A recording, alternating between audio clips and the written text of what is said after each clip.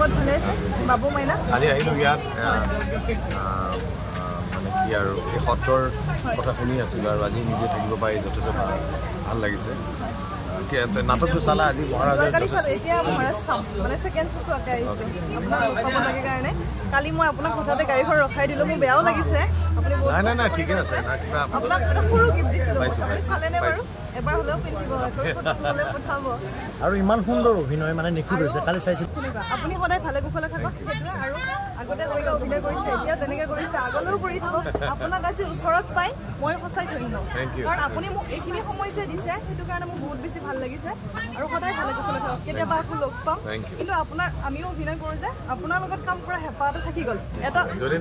কেতিয়াবা লাগিলে অকণমান হ'লেও দিব বুলি আশা কৰিছোঁ আপোনাৰ লগত কাম কৰা হেঁপাহ হাজবেণ্ডটো অভিনয় কৰে বছৰ দুবছৰ প্ৰিপাৰেশ্যন হ'লে লাগিব অকণমান টাইম 26 মানত ওলাই 29 চলি আছে এতিয়া বহুত কম